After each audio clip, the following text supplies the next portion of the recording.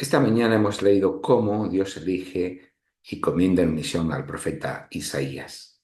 Corre el año 742 a.C. y muere el rey Uzías, llamado también Azarías.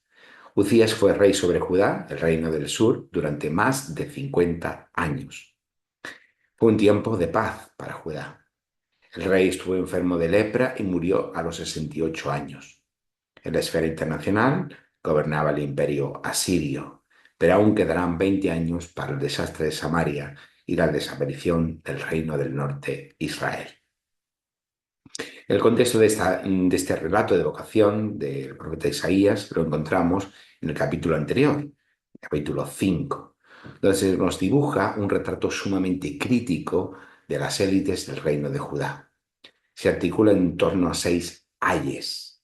El primer ay por aquellos que acaparan propiedades y se dedican a la especulación inmobiliaria. El segundo ay por aquellos que solo piensan en la fiesta y el botellón. El tercer ay por aquellos que gobiernan desde el mal y el pecado.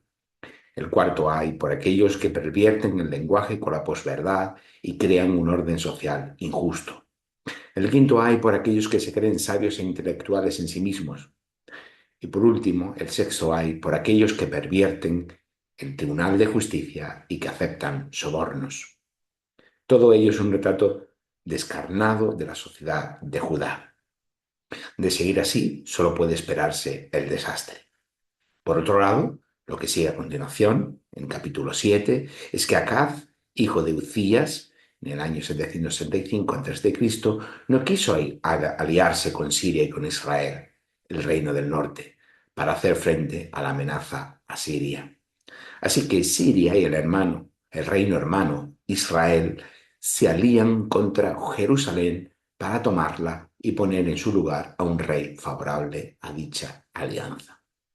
Dios llama a Isaías en un contexto marcado, por tanto, por la corrupción judicial, política y económica, y por la amenaza del emergente imperio asirio, por un lado, y por la alianza sirio-israelita, por el otro.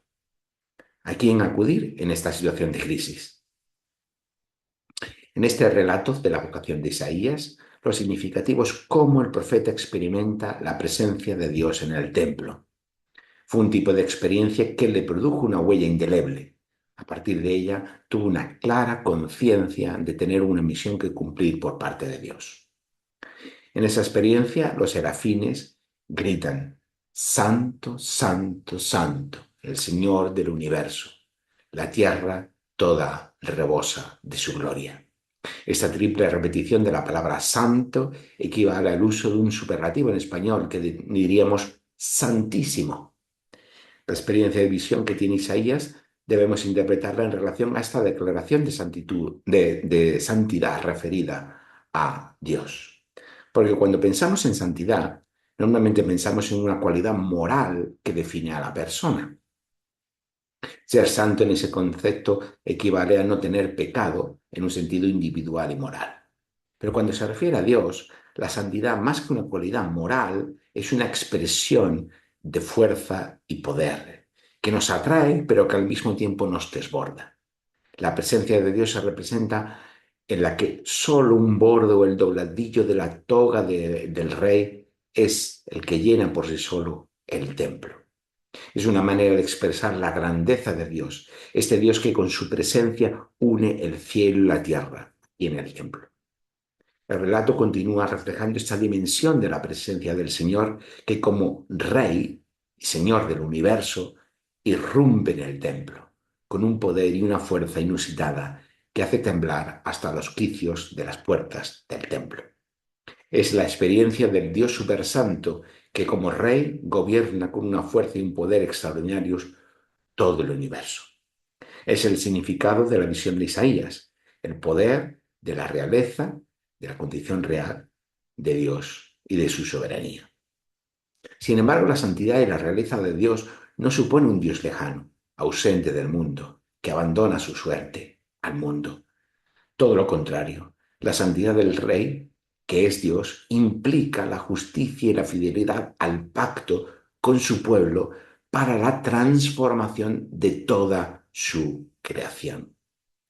El profeta queda sobrecogido por la experiencia que ha tenido y siente temor por estar en la presencia de un Dios con un poder y una fuerza tan extraordinaria, siendo él un ser humano y estando entre un pueblo con labios inmundos. ¿Qué significa esta expresión de los labios inmundos?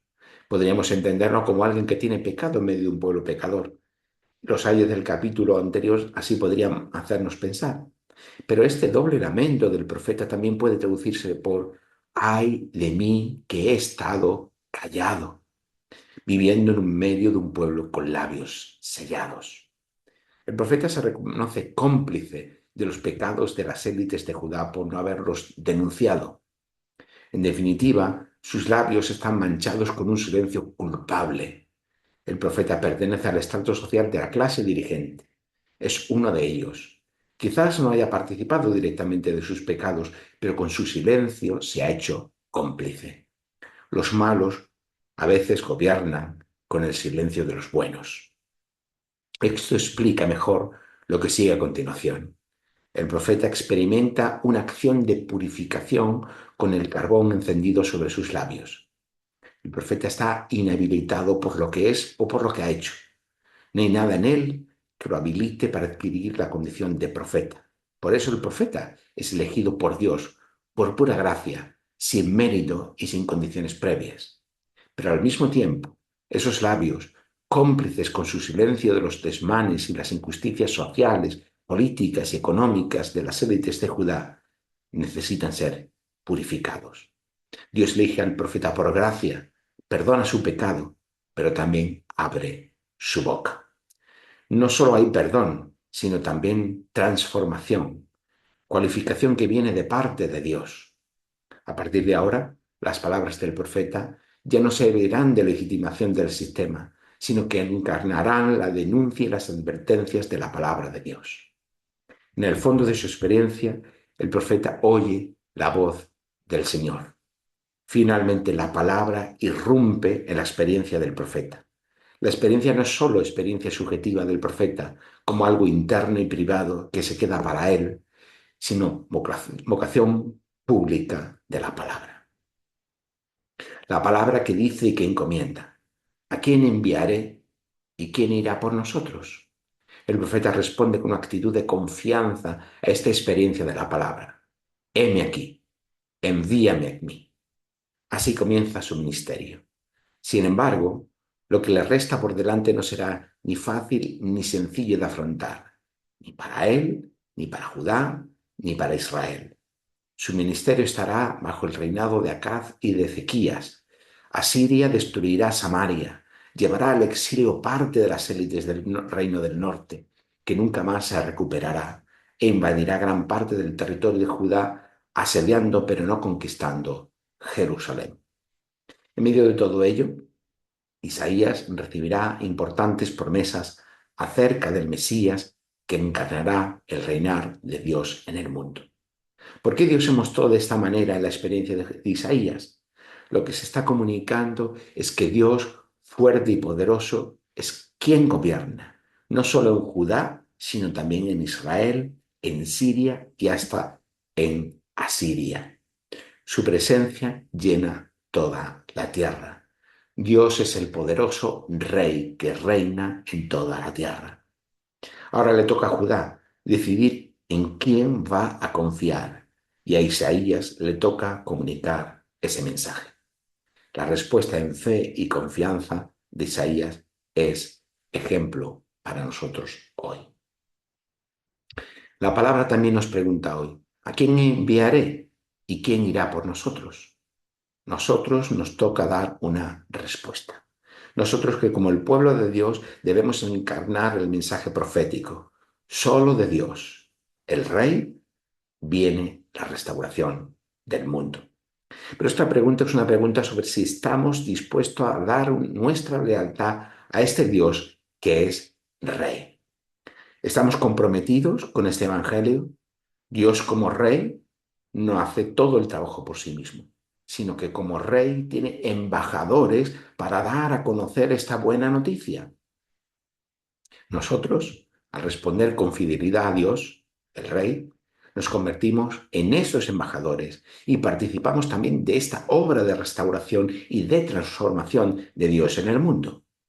En el final de la visión de Isaías, vemos cómo su respuesta a Dios no solo afecta su vida personal, sino que lo convierte en un instrumento de Dios para impactar a toda una sociedad.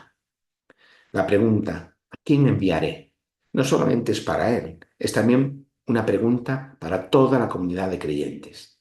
Dios no busca héroes solitarios, sino una comunidad comprometida con su misión de restauración. Cuando respondemos al llamado de Dios, no lo hacemos como individuos aislados, sino como parte del pueblo de Dios en el mundo. Como iglesia, tenemos responsabilidad de reflejar la gloria de Dios no solo en nuestras palabras, sino en nuestras acciones. La iglesia está llamada a ser esa comunidad de restauración comprometida con la justicia y el amor de Dios. Nuestra misión es llevar esperanza a un mundo necesitado de sentido, mostrar la justicia de Dios en nuestras comunidades y vivir con una fidelidad activa que estimule a otros a seguir a Jesús, el Rey. La visión de Isaías nos invita a reflexionar sobre nuestra propia relación con Dios y nuestra disposición a responder a su llamado. Dios sigue preguntando, ¿a quién enviaré? Esta pregunta nos desafía a dejar atrás nuestras excusas, nuestro miedo, nuestro silencio y decir con Isaías, heme aquí, envíame a mí.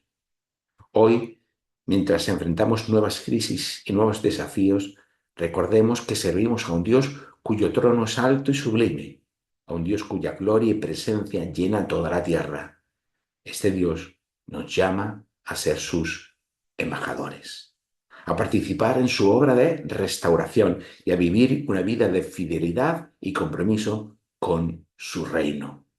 Que nuestra respuesta sea clara y valiente, como la de Isaías, y que juntos, como iglesia, seamos instrumentos de esperanza y reconciliación en el mundo. Amén.